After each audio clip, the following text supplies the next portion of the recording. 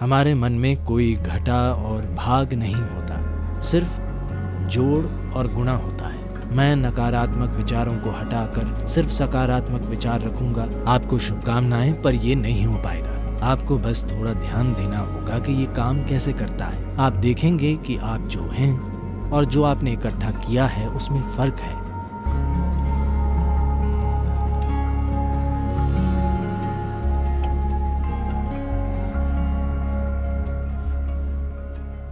देखिए, जिस तरह ये सवाल पूछा गया है और जैसे इसका आम तौर पर उत्तर दिया जाता है, उससे लोग सोचते हैं कि नकारात्मक और सकारात्मक विचार जैसा कुछ होता है।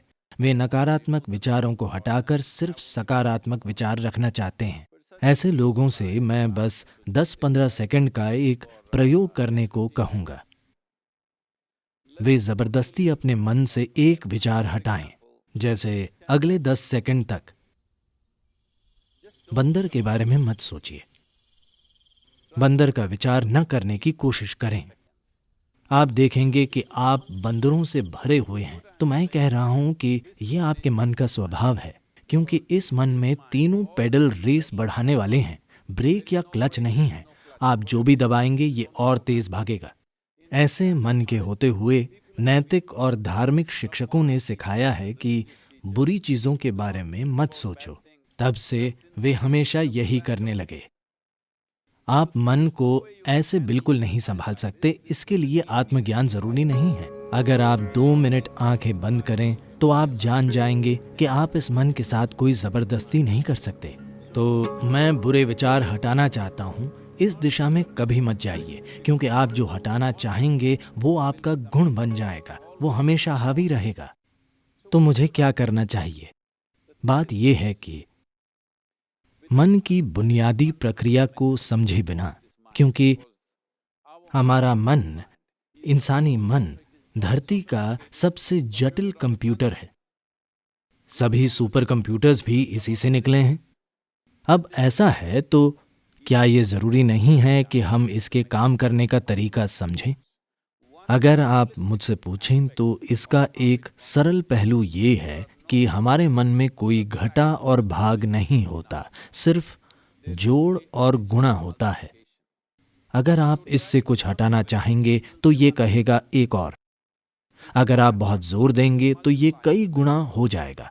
ऐसे मन में आप अच्छा और बुरा पहचान कर उन्हें हटाने की कोशिश मत कीजिए।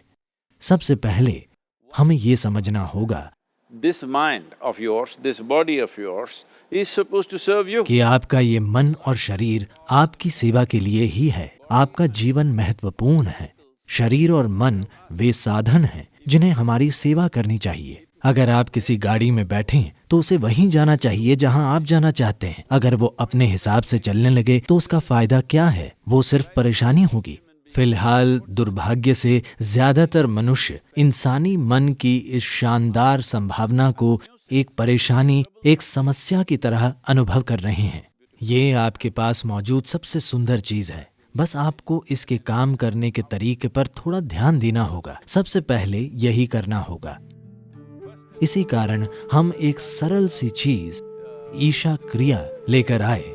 ये आपको आपकी शारीरिक और मानसिक प्रक्रिया से अलग करने के लिए है। आप जैसी एक चीज है जो मौजूद है। ये आपके सभी विचारों और भावनाओं और शारीरिक प्रक्रियाओं का जोड़ नहीं है।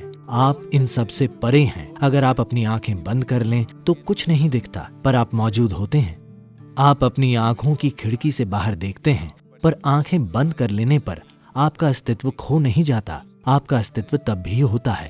तो अपने विचारों और भावनाओं से परे भी आप मौजूद हैं। So that you, the life that you are, this has to come into your experience. तो जो जीवन आप हैं उसका अनुभव करने की जरूरत है। ऐसा क्यों है कि अपने होने के सबसे महत्वपूर्ण पहलू को आप अपने अनुभव में नहीं आने दे रहे? फिलहाल हमारे जीवन का सबसे महत्वपूर्ण पहलू है कि आप और मैं इस समय जीवित हैं। बस यही है। मैं क्या सोच रहा हूँ, आप क्या सोच रहे हैं, ये महत्वपूर्ण नहीं है। हम इस समय जिंदा हैं, यही महत्वपूर्ण है। तो ये महत्वपूर्ण है कि आप अपने भीतर बुनियादी जीवंतता पर ध्यान केंद्रित करें। तब आप देखेंगे कि आप और आपकी विचार प्रक्रिया के बीच एक दूरी आ गई है। अपनी मानसिक प्रक्रिया और शारीरिक प्रक्रिया से दूरी बना लेना, यही कष्टों का अंत है। क्योंकि इंसान केवल 2 तरह के कष्टों से गुजरता है, शारीरिक कष्ट और मानसिक कष्ट। जब आप खुद के और मन के बीच, खुद के और शरीर के बीच थोड़ी दूरी बना लेते हैं तो ये दुखों का अंत है। इसे हर मनुष्य को जानना और समझना होगा, नहीं तो आप सोचते रहेंगे मैं बुरे विचार हटाकर सिर्फ अच्छे विचार रखूंगा, मेरी शुभकामनाएं, पर यह नहीं हो पाएगा। 100% ये काम नहीं करने वाला, क्योंकि कोई विचार हटा नहीं सकता, उन्हें कुछ समय तक टाला जा सकता है। तो जब बुरे विचार आते हैं, आप कहें राम राम, शिव शिव, जो भी आप कहें, पर ये सिर्फ उनसे बचना हुआ, वो चले नहीं जाते। जिस पल आप उन्हें रोकते हैं वे बड़ी ताकत से फिर आएंगे, वरना वे आपके सपनों में वापस आ जाएंगे। तो ये बहुत महत्वपूर्ण है। सबसे पहले आपको समझना होगा कि आपका गुस्सा, नाराजगी, आपका जो डर है, जो भी नकारात्मकता आप पैदा करते हैं, आमतौर पर नाराजगी और गुस्सा हमेशा किसी दूसरे की ओर होते हैं। पर हमें समझना होगा कि ये जहर हम खुद पी रहे हैं और दूसरे के मरने की उम्मीद कर रहे हैं। सौभाग्य से जीवन ऐसे काम नहीं करता। अगर मैं जहर पीता हूं तो मैं मरूंगा, मेरे जहर पीने पर आप नहीं मरेंगे। तो हमें यह समझना होगा, जहर से मेरा मतलब है आज आप इसकी जांच करा सकते हैं, फिलहाल आपका खून कैसा है। फिर 5 मिनट तेज गुस्सा करें और अपने खून की जांच कराएं, उसमें कई नकारात्मक तत्व होंगे। आप वाकई खुद को जहर दे रहे हैं। तो क्या आप जहर पीना चाहते हैं? बिल्कुल नहीं। अब मैं क्या करूं? ये सवाल एक तरह की मजबूरी से आ रहा है।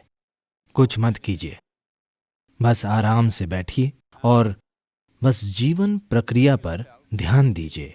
शायद आपके दिल की धड़कन या आपकी सांस, शायद जीवित होने की अनुभूति, आप कितने संवेदनशील या बोध पाने की काबिलियत रखते हैं, उसी के हिसाब से कुछ चीजें, शरीर की कोई संवेदना, आपकी सांसें, दिल की धड़कन या कुछ ऐसा लें जो आपको जीवन का संकेत देता हो। बस उस पर कुछ समय तक ध्यान दीजिए। धीरे धीरे आप देखेंगे कि आप और आपने जो इकट्ठा किया है उनमें एक दूरी आ गई है। इकट्ठा की गई चीजें हैं आपकी शारीरिक प्रक्रिया और मानसिक संभावना या फिर मानसिक अस्त व्यवस्था।